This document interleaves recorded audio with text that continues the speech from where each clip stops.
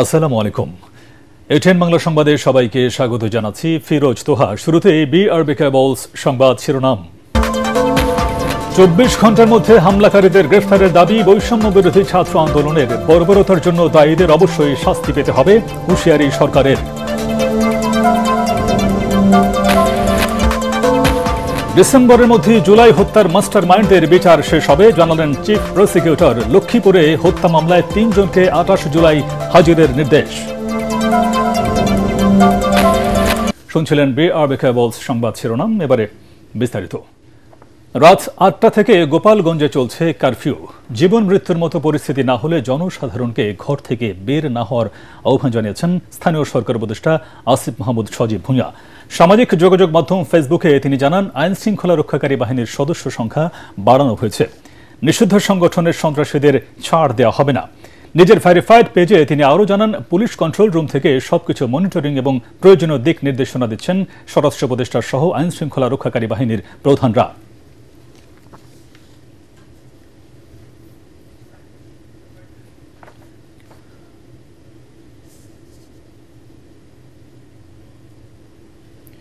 গোপালগঞ্জে আগামীকালের এইচএসসি আলিম ও সমমানের সব পরীক্ষা স্থগিত করা হয়েছে। এদিন জেলায় থাকা ঢাকা বোর্ডের অধীন এইচএসসি, মাদ্রাসা বোর্ডের অধীন আলিম ও কারিগরি বোর্ডের অধীন এইচএসসি পরীক্ষা স্থগিত থাকবে। তবে দেশের অন্যান্য সব জেলায় যথাসময়ে যথারীতি পরীক্ষা অনুষ্ঠিত হবে।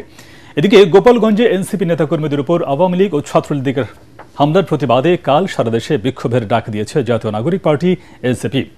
রাতে খুলনায় সংবাদ সম্মেলনে এই ঘোষণা দেন দলের আহ্বায়ক নাহিদ ইসলাম।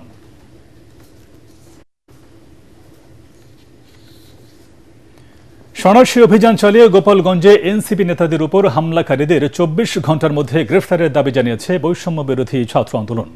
এনসিপি নেতাকর্মীদের হামলার প্রতিবাদে বিকেলে রাজধানীর শাহবাগে সংবাদ সম্মেলনে এই দাবি জানান সংগঠনের সভাপতি রিফাত রশিদ। একই দাবিতে জাতীয় প্রেসক্লাবের সামনে বিক্ষোভ মিছিল করে জামায়াত ইসলাম। এছাড়াও গোপালগঞ্জে এনসিপির উপর আওয়ামী সন্ত্রাসীদের হামলার প্রতিবাদে দেশের বিভিন্ন স্থানে তাৎক্ষণিক ব্লকেড ও বিক্ষোভ কর্মসূচি পালন করেন এনসিপি নেতাকর্মীরা। গোপালগঞ্জে জাতীয় নাগরিক পার্টি এনসিপির সমাবেশ শেষ হওয়ার সঙ্গে সঙ্গে হামলা চালায় নিষিদ্ধ ছাত্রলীগ ও আওয়ামী লীগের নেতাকর্মীরা। দফায় দফায় ধাওয়া পাল্টা ধাওয়ায় গোপালগঞ্জ পরিণত হয় রণক্ষেত্রে। আর এই হামলার প্রতিবাদে নারায়ণগঞ্জ, নওগাঁ, সিলেট সহ দেশের বিভিন্ন জায়গায় ব্লকেড কর্মসূচি পালন করেন এনসিপির নেতাকর্মীরা।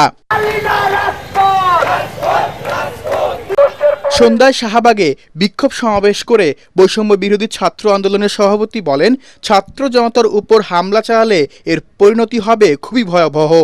রিফাইন্ড আওয়ামী লীগকে সামনে আনার এই ঘটনা আজকে গোপালগঞ্জে সন্ত্রাসী আওয়ামী লীগকে শক্তি জুগিয়েছে, সাহস জুগিয়েছে।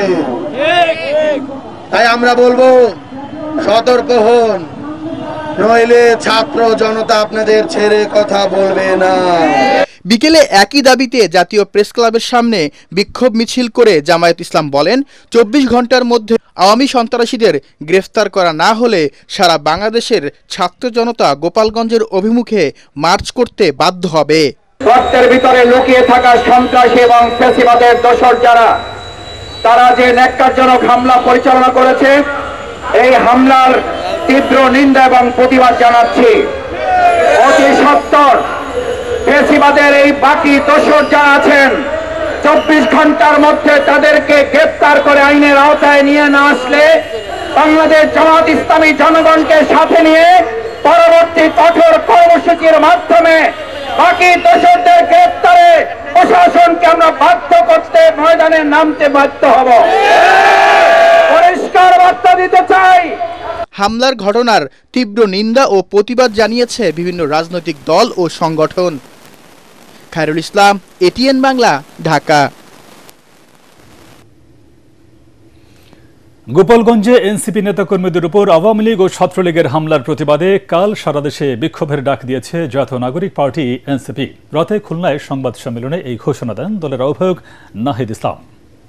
সেখানে আমাদের স্টেজে আমরা যাওয়ার আগে 1 দফা হামলা হয়েছে, সশস্ত্র হামলা হয়েছে, স্টেজে আগুন লাগিয়ে দেওয়া হয়েছে, পুলিশের গাড়িতে আগুন লাগিয়ে দেওয়া হয়েছে। সারা দেশের মানুষ এগুলো দেখেছে, আপনারা দেখেছেন।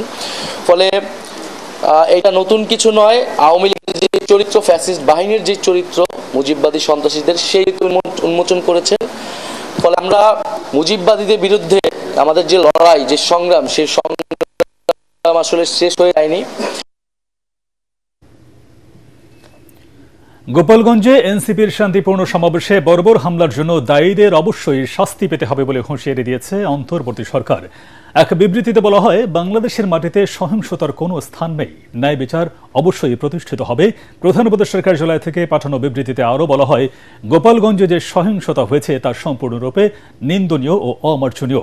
শান্তিপূর্ণভাবে 1 বছর আগের বিপ্লবী আন্দোলনের বার্ষিকী পালন করতে আসা তরুণ নাগরিকদের উপর এমন হামলা তাদের মৌলিক অধিকার হরণের শামিল বলে মনে করে সরকার।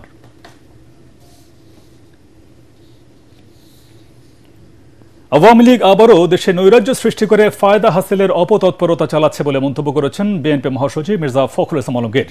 এক বিবৃতিতে তিনি বলেন, অন্তর্বর্তী সরকারকে বেকায়দায় ফেলে ফায়দা লুটতে আওয়ামী দোসররা মরণ কামড় দিয়ে দেশে অরাজক পরিস্থিতি সৃষ্টির চেষ্টা চালাচ্ছে। সন্ত্রাসীদের কঠোর হাতে দমনের বিকল্প নেই উল্লেখ করে মির্জা ফখরুল বলেন, গণতন্ত্র ও মানুষের ভোটের অধিকার প্রতিষ্ঠা সহ দেশে যাতে আবারও ফ্যাসিবাদের উত্থান হতে না পারে, সেজন্য সব শ্রেণী পেশার মানুষকে ঐক্যবদ্ধ থাকতে হবে। অবিলম্বে হামলাকারীদের গ্রেফতার ও দৃষ্টান্তমূলক শাস্তি নিশ্চিতের দাবি জানিয়েছেন বিএনপি মহাসচিব। রাজনৈতিক কারণে কক্সবাজারে বৈষম্য বিরোধী আন্দোলনে নিহত ছাত্রদল নেতা শহীদ ওয়াসিম মাকরামের নাম পাঠ্য বইয়ে স্থান পায়নি বলে অভিযোগ করেছেন সংগঠনের সাধারণ সম্পাদক নাসির উদ্দিন নাসির। শহীদ ওয়াসিমের প্রথম মৃত্যুবার্ষিকীতে পেকুয়ায় মরহুমের কবর জিয়ারতের পর তিনি একথা বলেন। নেতাকর্মী ও পরিবারের সদস্যদের নিয়ে শহীদ ওয়াসিমের কবর জিয়ারতের পর তার গ্রামের বাড়িতে যান ছাত্রদল নেতারা। এ সময় ওয়াসিমের পরিবারের খোঁজ খবর নেন তারা। গত বছর 16 জুলাই বৈষম্য বিরোধী ছাত্র আন্দোলনে গিয়ে শহীদ হন ছাত্রদল নেতা ওয়াসিম আকরাম।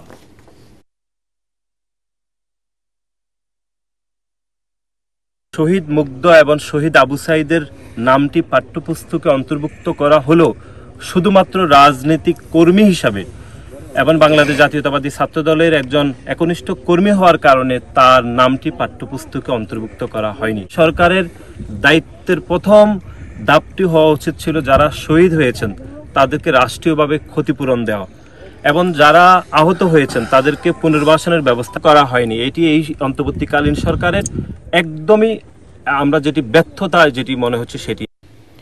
ডিসেম্বরের মধ্যে জুলাই হত্যাকাণ্ডের মাস্টার মাইন্ড অনেকের বিচার শেষ হবে বলে জানিয়েছেন চিফ প্রসিকিউটর তাজুল ইসলাম। এদিন আশুলিয়ায় হত্যার পর 6 লাশ পোড়ানোর মামলায় পলাতক সাবেক এমপি সাইফুল ইসলাম সহ 8 জনকে হাজির হতে পত্রিকায় বিজ্ঞপ্তি প্রকাশের নির্দেশ দিয়েছে আন্তর্জাতিক অপরাধ ট্রাইব্যুনাল।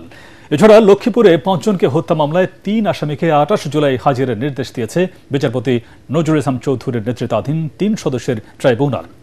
ইমদাদুল্লাহ বাবুর রিপোর্ট।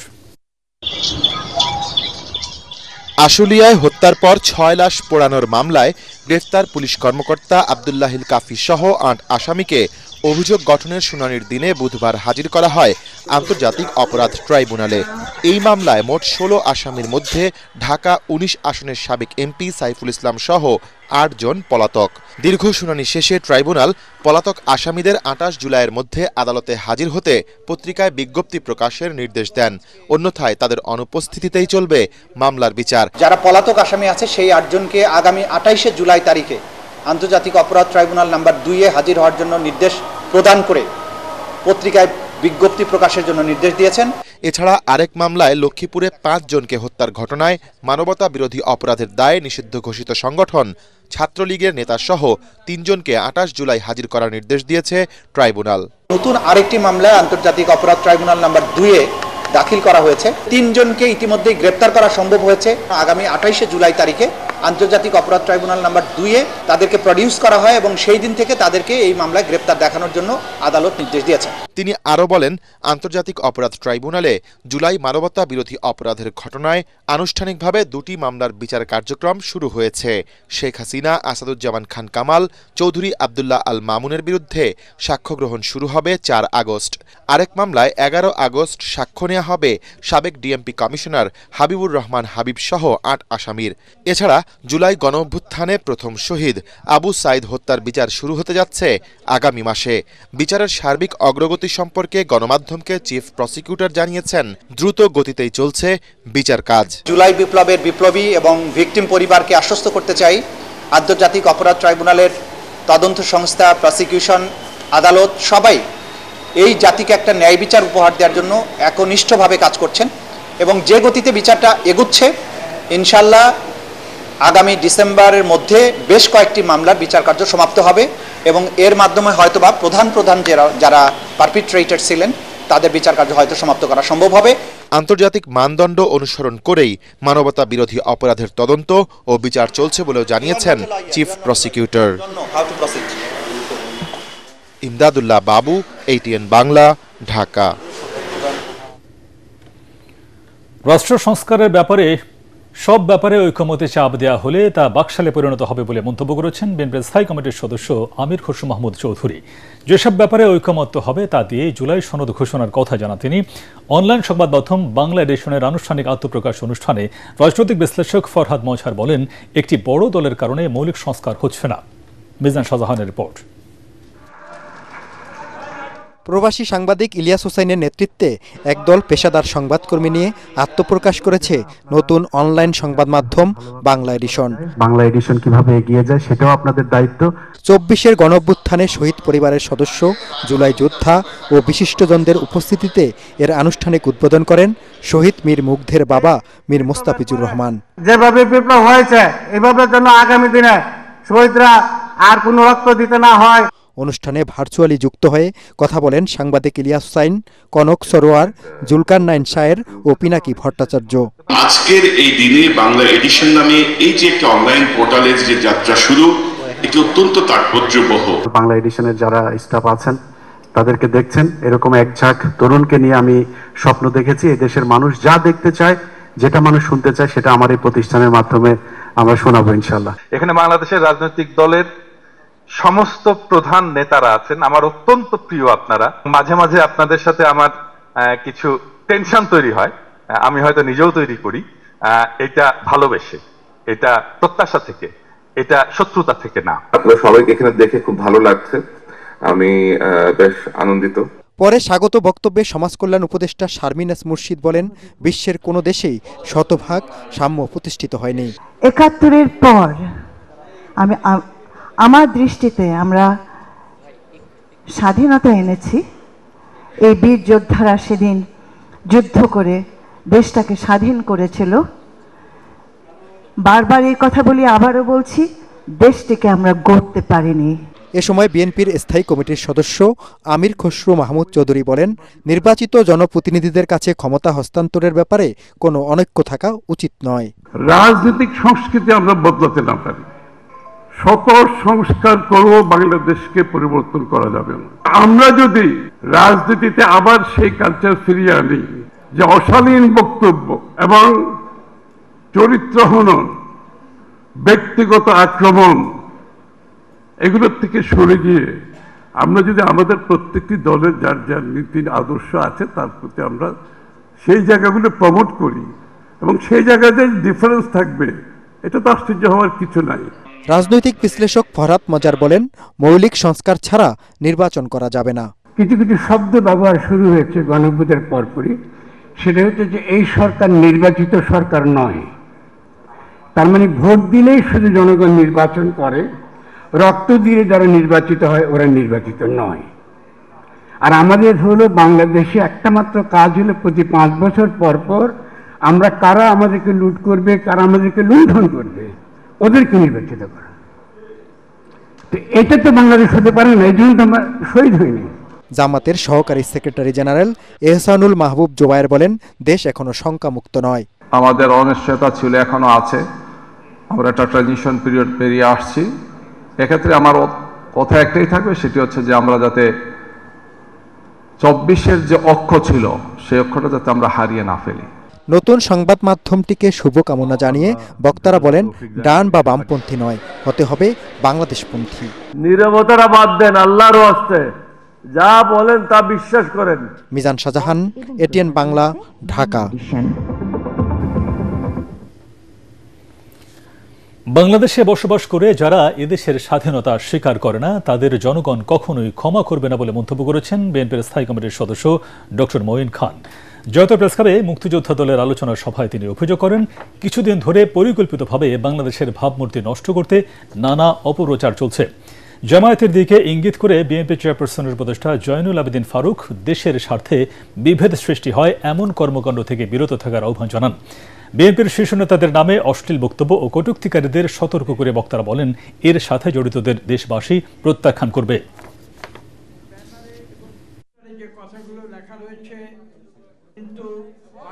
যদি কেউ সত্যিকার দেশকে ভালোবাসে, যদি তারা মনে করে যে তারা বাংলাদেশের আদর্শে বিশ্বাসী, যদি তারা মনে করে যে বাংলাদেশি জাতীয়তাবাদের আদর্শে তারা বিশ্বাসী, তাহলে আমি মনে করি, আমি নিজের মনে এই প্রতীতি রাখি যে এই বাংলাদেশে কোনো বিদ্বেষ, কোনো বিভেদ থাকবে। দলীয় কার্যক্রম নিষিদ্ধ থাকায় যে কোনো ধরনের দ্বিধা দ্বন্দ্ব এড়িয়ে থাকতে ইসির ওয়েবসাইট থেকে নৌকা প্রতীক সরিয়ে রাখা হয়েছে বলে জানিয়েছেন নির্বাচন কমিশনের সিনিয়র সচিব আখতার আহমেদ। তবে নির্বাচনী তফসিলে নৌকা প্রতীক থাকছে বলেও জানান তিনি। রাজধানীর আগারগাঁওয়ে নির্বাচন ভবনে সংবাদ সম্মেলনে ইসি সচিব এসব কথা বলেন।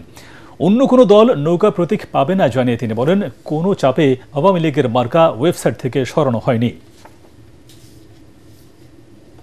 শিডিউলে কিন্তু এটা আছে, এখানে website is a supplementary platform. Bangladesh Awami League এর পাশে, এই নামের পাশে স্থগিত বলে একটা কথা আছে। স্থগিতের সাথে পরবর্তী জিনিসগুলো কনফিউশন সৃষ্টি করতে পারে, সেই জন্যই কমিশন মনে করেছে এটাকে সরিয়ে দেওয়াই ভালো। এর বাইরে আর কোনো কিছু। দেশের গণতন্ত্র এখন ষড়যন্ত্রের শিকার বলে মন্তব্য করেছেন বিএনপির কেন্দ্রীয় নেতা অ্যাডভোকেট রুহুল কুদ্দুস তালুকদার দুলু। বিকেলে নাটোর শহরের কানাইখালী পুরাতন বাস স্ট্যান্ডে জেলা ছাত্রদল আয়োজিত জুলাই শহীদদের স্মরণ সভায় তিনি বলেন, বিএনপি, জামায়াত ও এনসিপি ঐক্যবদ্ধভাবে আন্দোলন করে ফ্যাসিস্ট আওয়ামী সরকারের পতন ঘটিয়েছে, কিন্তু সম্প্রতি নিজেদের মধ্যে কাঁদা ছোড়াছুড়িতে ফ্যাসিস্ট আওয়ামী লীগ সুবিধা নিচ্ছে। ফ্যাসিস্ট বিরোধী শক্তির ঐক্যে ফাটলের সুযোগেই গোপালগঞ্জে আজ এনসিপির উপর হামলার সাহস পেয়েছে তারা। তাই নিজেদের সকল বিভেদ ভুলে আওয়ামী লীগের বিরুদ্ধে সবাইকে আবারও ঐক্যবদ্ধ হওয়ার আহ্বান জানান রুহুল কুদ্দুস তালুকদার দুলু। আজকে দেখেন, আজকে কি হলো গোপালগঞ্জ, আপনারা মিটিং করতে গেলেন, গোপালগঞ্জে মিটিং করতে গিয়ে আওয়ামী লীগ স্বৈরাচার ফ্যাসিস্ট নিষিদ্ধ পার্টি তাদের দ্বারা আপনারা আক্রান্ত হয়েছে। আমরা এই ঘটনার নিন্দা জানাই।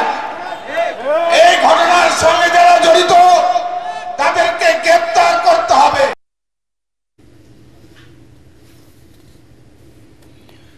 দীর্ঘ 18 বছর পর দেশে ফিরলেন সাবেক প্রধানমন্ত্রী বেগম খালেদা জিয়ার সিনিয়র সহকারী প্রেস সচিব আশফিক ইসলাম। এমিরেটস এয়ারলাইন্সের একটি ফ্লাইটে সন্ধ্যায় তিনি ঢাকায় পৌঁছান। বিমানবন্দরে তাকে ফুলেল শুভেচ্ছা জানান ইলেকট্রনিক ও প্রিন্ট মিডিয়ার কর্মীরা।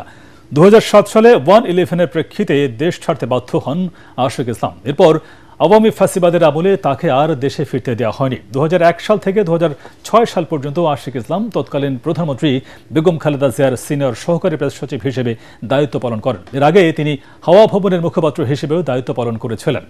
বিমানবন্দরে আশফিক ইসলামকে স্বাগত জানাতে আরও উপস্থিত ছিলেন বিএনপি, যুবদল ও ছাত্র দলের নেতাকর্মীরা।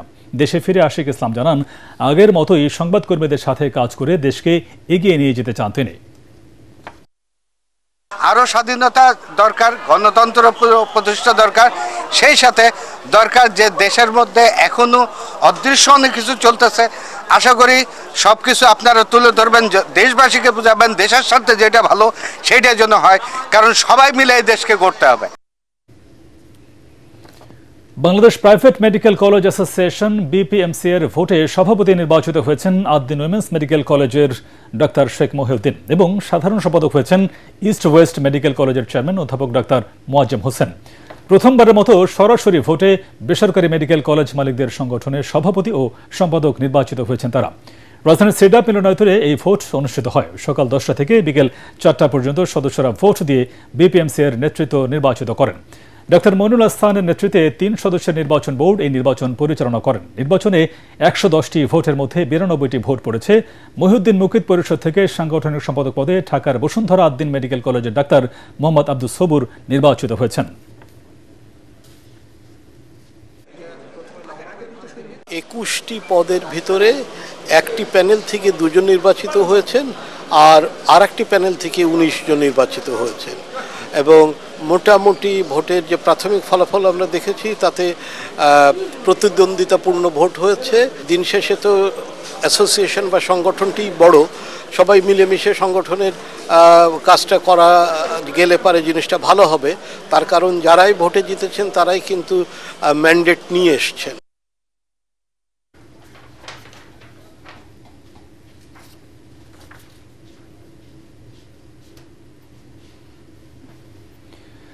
আবারও সংবাদ বিরতি, আর বিরতির পর থাকছে দুঃখিত এবারে আল আরাফা ইসলামী ব্যাংক অর্থ সংবাদ।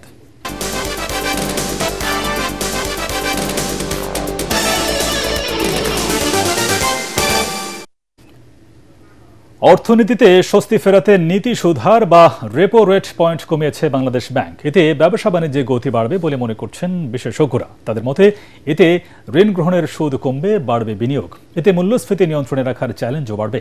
নীতি সুধার কমানোর সিদ্ধান্তকে বাংলাদেশ ব্যাংকের সম্প্রসারণমূলক মুদ্রানীতির পদক্ষেপ বলে মনে করছেন বিশ্লেষকরা।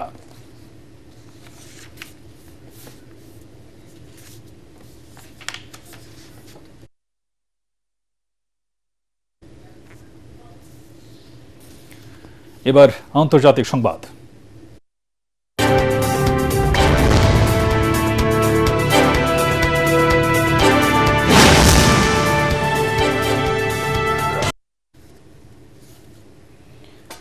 রাশিয়ার দেওয়া শর্ত না মানা পর্যন্ত ইউক্রেনে অভিযান চলবে বলে জানিয়েছেন প্রেসিডেন্ট ভ্লাদিমির পুতিন। এ সময় ইউক্রেনের আরও অঞ্চল দখলে নেওয়ার ইঙ্গিত দেন তিনি। এর আগে পুতিনের যুদ্ধবিরতিতে রাজি না হয় হতাশা জেনে ইউক্রেনে আরও শক্তিশালী অস্ত্র সরবরাহ ও কঠোর শুল্ক আরোপের ঘোষণা দেন ট্রাম্প। তবে বিবিসি এক প্রতিবেদনে জানিয়েছে ট্রাম্পের এই ঘোষণা পুতিন প্রশাসনকে হতাশা নয় বরং স্বস্তি দিয়েছে।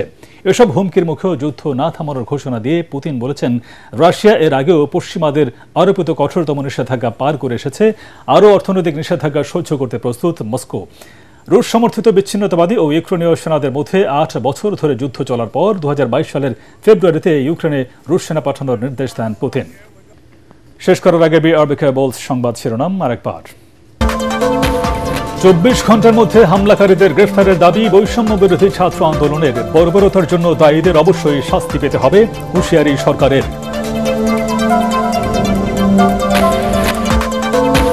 শোক আর শ্রদ্ধায় সারা দেশে জুলাই শহীদ দিবস পালন। অন্তর্বর্তী সরকারের মেয়াদী আবু সাইদ, মুগ্ধ, ওয়াসিম হত্যার বিচার শেষ করার আশ্বাস 2 উপদেষ্টার। ডিসেম্বরের মধ্যে জুলাই হত্যার মাস্টার মাইন্ডের বিচার শেষ হবে, জানালেন চিফ প্রসিকিউটর। লক্ষ্মীপুরে হত্যা মামলায় 3 জনকে 28 জুলাই হাজিরের নির্দেশ।